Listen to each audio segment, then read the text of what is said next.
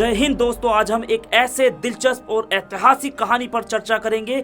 अल सऊद परिवार का उभार और बहाववाद की भूमिका जिसने ओटोमन साम्राज्य को कमजोर किया। ये सच शक्ति, धर्म और रणनीति से जुड़ी है, जिसने न केवल अरब प्रायद्वीप को बदल दिया बल्कि ओटोमन साम्राज्य पर भी गहरा प्रभाव डाला। तो आइए समझते हैं इस ऐतिहासिक घटनाक्रम के बारे में ध्यान से। ये समझने के लिए कि अल सऊद परिवार ने ओटोमन साम्राज्य को कैसे नुकसान पहुंचाया, हमें 18वीं शताब्दी के शुरुआती वर्षों में वापस जाना होगा। ओटोमन साम्राज्य उस समय एक विशाल साम्राज्य था जो अफ्रीका से लेकर अरब प्रायद्वीप तक फैला हुआ था, जबकि ओटोमन साम्राज्य उस समय दुनिया के सबसे बड़े और शक्तिशाली साम्राज्यों में से एक था, जो बहाववाद और अल सऊद जैसे फिरकों की गद्दारियों की वजह से धीरे धीरे कमजोर हो रहा था। क्योंकि ऐसे हजार सबूत मिलते हैं जिनसे ये जाहिर होता है कि अल सऊद परिवार और बहाववाद को ब्रिटेन की तरफ से सपोर्ट हासिल था। और ये हम आज भी देख सकते हैं कि अमेरिका, इजराइल, ब्रिटेन जैसे देशों से ये लोग फंडिंग लेकर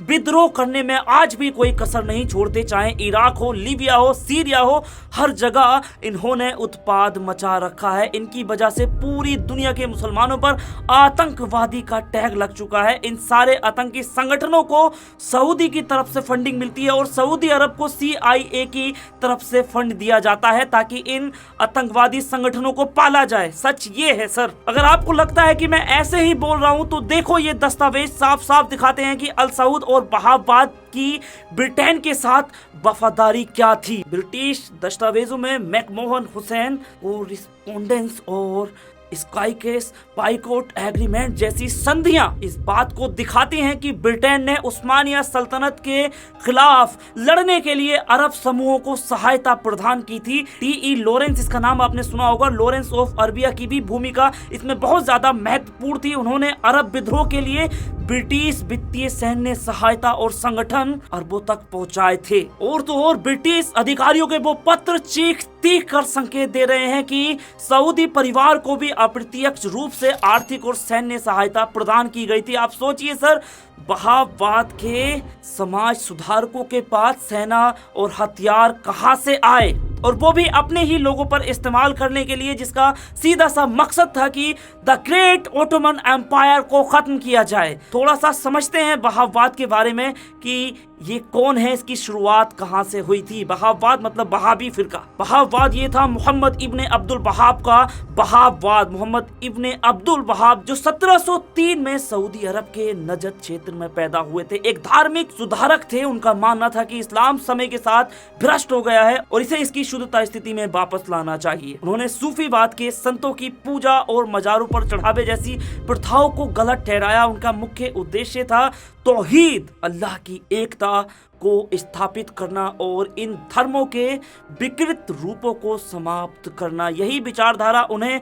सीधे तौर पर ओटोमन एम्पायर के खिलाफ खड़ा करती है। उसके बाद जब ये बहाववाद फैलने लगा तो अल सऊद परिवार ने इसको एक रणनीतिक अवसर के रूप में देखना शुरू कर दिया। अल सऊद परिवार जो उस समय नजद क्षेत्र का प्रभारी था, उसने मोहम्मद बिन सऊद के नेतृत्व में बहाववाद से गठबंधन किया और अपने क्षेत्र को विस्तारित करना शुरू कर दिया। ये दोनों के दोनों वो थे जिनको फंडिंग ब्रिटेन से मिल रही थी ओटोमन एम्पायर को खत्म करने के लिए। इसके बाद अल सऊद परिवार ने मोहम्मद बिन सऊद के नेतृत्व में 1740 के दशक में इब्ने अब्दुल वहाब से गठबंधन किया और मिलकर उन्होंने अरब में अपनी ताकत बढ़ाना शुरू कर दिया।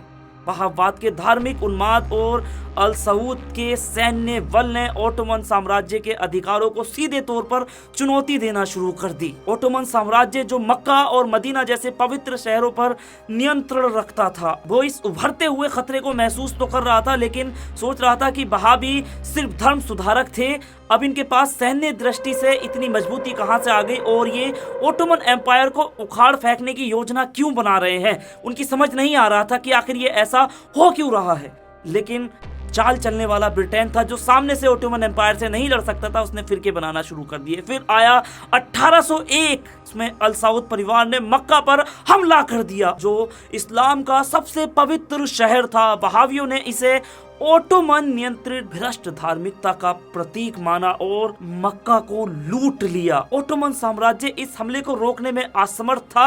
हालांकि ओटोमन साम्राज्य के पास सैन्य शक्ति थी, लेकिन वो नहीं चाहते थे कि मक्के मदीना में खून खराबा हो। और दूसरा ये था कि ओटोमन एम्पायर एक तरफ तो पूरे यूरोप से लड़ रहा था और दूसरी तरफ ये अल सऊद और ये वहाबी सेना मिलकर मक्के मदीने पर कब्जा कर रहे थे और उनके खिलाफ बगावतें जगह जगह शुरू कर रहे थे। फिर उसके बाद में बड़े बड़े मौलवियों ने ओटोमन एम्पायर को फतवे दिए कि आप हमला कीजिए, पर फिर ओटोमन साम्राज्य ने प्रतिक्रिया दी। 1818 में उन्होंने इब्राहिम पाशा सुल्तान महमूद द्वितीय के बेटे के नेतृत्व में एक सेना भेजी जिसका उद्देश्य बहावी आंदोलन को खत्म करना था, पर यह संघर्ष बहुत ज्यादा खूनी था। ओटोमन साम्राज्य ने दीरिया अल सऊद राज्य की राजधानी पर कब्जा कर लिया और मोहम्मद इब्ने अब्दुल वहाब के अनुयायी या तो मारे गए या निर्वासित कर दिए गए। हालांकि ओटोमन साम्राज्य ने तत्कालिक रूप से तो वहाबवाद को वहां पर हरा दिया, लेकिन अल सऊद परिवार का प्रभाव अभी भी खत्म नहीं हुआ था। 19वीं सदी आते आते वहाबियों को तो हरा दिया, लेकिन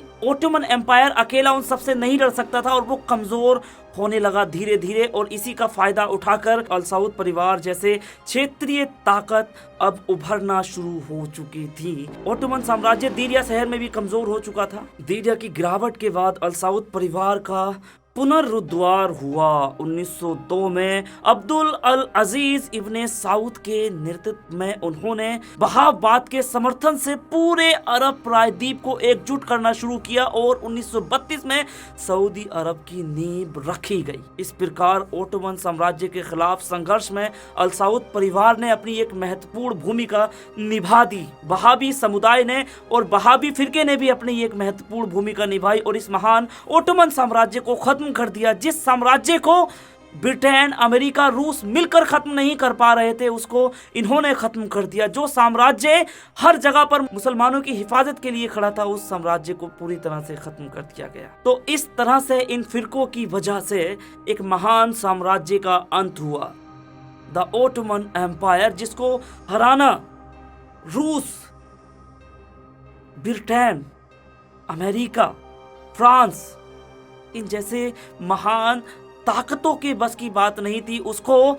खुद उन्हीं के लोगों ने हरा दिया। उसको हरा दिया अल सऊद ने, उसको हरा दिया वहाबी फिरके ने। आज जब डीपली रिसर्च करने के बाद में मैं ये वीडियो बना रहा हूँ तो मुझे अफसोस हो रहा है कि अपने ही गिराते हैं अपनों पर बिजलियां। अगर ये वहाबवाद पैदा ना हुआ होता और अल सऊद जैसे लोग गद्दारी नहीं करते तो आज भी मुसलमान दुनिया में शान से जी रहा होता और ये मुस्लिम आतंकवाद वाला कॉन्सेप्ट कभी होता ही नहीं। क्योंकि ये मुस्लिम आतंकवाद का कॉन्सेप्ट आया कहां से? अगर आप देखेंगे तो ये कॉन्सेप्ट वहीं से आया है, वहाबवाद से। क्योंकि ब्रिटेन, अमेरिका, इजराइल, फ्रांस ये ऐसे देश हैं जो फंडिंग करते हैं ऐसे लोगों को और फिर वो जाकर के अपने देशों में विद्रोह करते हैं। आप देखिए सर, सद्दाम हुसैन को हराने वाला कोई और व्यक्ति नहीं था, बल्कि सद्दाम हुसैन को हराने वाला उसके देश में होने वाला विद्रोह था। लीबिया में अमेरिका ने लीबिया को नहीं हराया, अमेरिका में होने वाले विद्रोह ने लीबिया को हराया। और ये विद्रोह कौन करते हैं? क्या विद्रोहियों के पास पैसा ऐसे ही आ जाता है? नहीं, विद्रोहियों को पैसा दिया जाता है इन एजेंसियों के द्वारा, उन देशों के द्वारा जिनका मकसद है कि मुसलमानों को किसी भी तरह से दबा कर रखो। वेल, अगर वीडियो अच्छी लगी है तभी आप यहाँ तक आए हैं तो प्लीज वीडियो शेयर करें, अपनी राय कमेंट बॉक्स में दें और चैनल सब्सक्राइब करें। मिलते हैं अगली वीडियो में, तब तक के लिए जय हिंद।